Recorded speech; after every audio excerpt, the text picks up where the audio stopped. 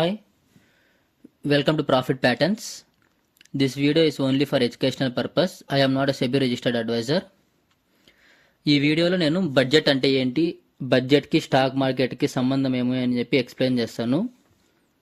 మనకి బడ్జెట్ అనేది 4 టైప్స్గా డివైడ్ చేసి ఉంటారు. Operational budget, capital budget, cash flow budget and financial budget. Operational budget అంటే ఒక గవర్నమెంట్ రన్ అవ్వడానికి అలా బేసిక్ ఎక్స్పెండిచర్స్ ఏమేమి ఉంటాయి అన్నీ ఆపరేషనల్ బడ్జెట్ కింద వస్తాయి. అలానే క్యాపిటల్ బడ్జెట్ అంటే మనం చేసే ఇన్వెస్ట్మెంట్స్, మన క్యాపిటల్ స్పెండ్ చేసేదాన్ని క్యాపిటల్ బడ్జెట్ అంటారు.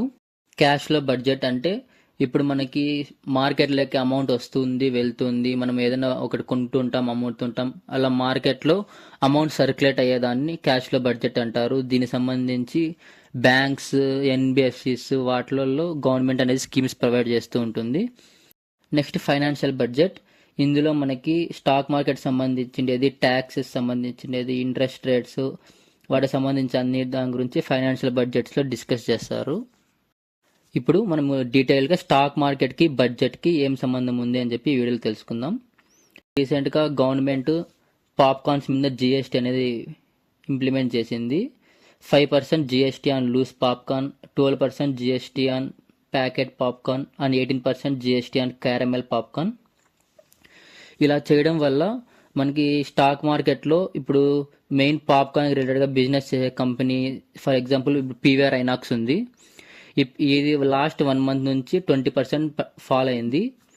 ఎందుకంటే ఈ పీవీఆర్ ఐనాక్స్కి మెయిన్ బిజినెస్ అనేది వచ్చేది పాప్కార్న్, వాళ్ళు క్యాంటీన్లో ఏమేమైతే సెల్ చేస్తారో వాటి మీద నుంచి బిజినెస్ ప్రాఫిట్స్ వస్తూ ఉంటాయి. ఎప్పుడైతే గవర్నమెంట్ ఇట్లా వీళ్ళకి ట్యాక్స్ అనేది ఇంప్లిమెంట్ చేసిందో వీళ్ళ ప్రాఫిట్స్ మీద ఇంపాక్ట్ ఉంటుంది కాబట్టి ఈ కంపెనీ షేర్ అయితే ఫాల్ అయింది. ఫర్ ఎగ్జాంపుల్ ఇప్పుడు అందరికీ అర్థమయ్యే విధంగా ఆటోమొబైల్ ఇండస్ట్రీలో కార్స్ తీసుకున్నాం అనుకో, ఈ కార్స్కి pre GST and with GST అని 2 types ఉంటాయి. విత్ జిఎస్టీలో చెస్ అనేది దాన్ని యాడ్ చేస్తారు.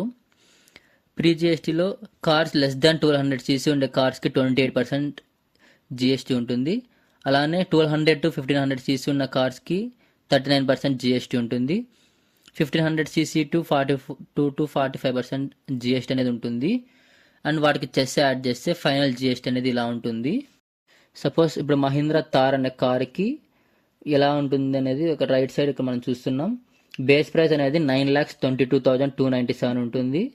సిజిఎస్టీ 14%, ఎస్జిఎస్టీ 14%, సెస్ 20% యాడ్ చేసి మనకి ఎక్స్షోరూమ్ ప్రైస్ 13,65,000 పడుతుంది. మళ్ళీ అలానే వాడికి లైఫ్ ట్యాక్స్, ఇన్సూరెన్స్ అన్నీ ఉంటాయి.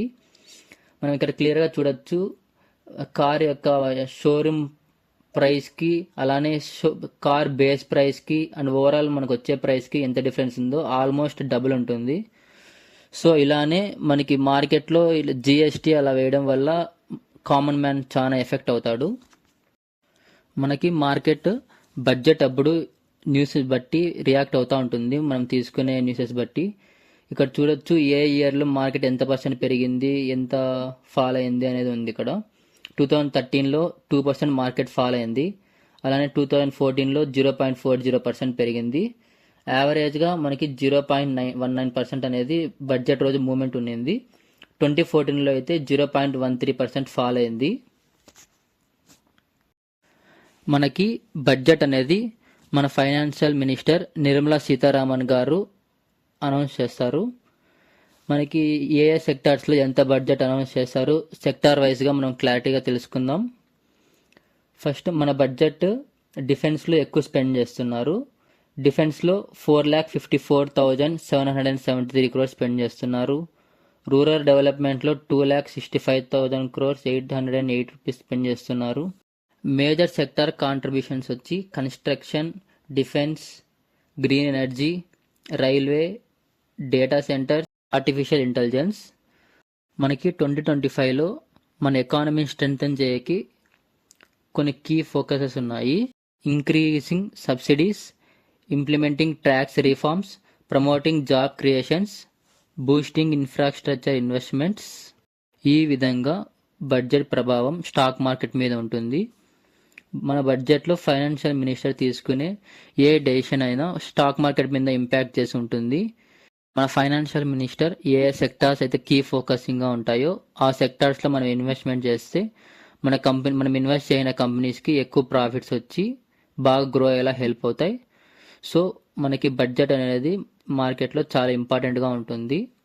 Thank you for watching. జై హింద్.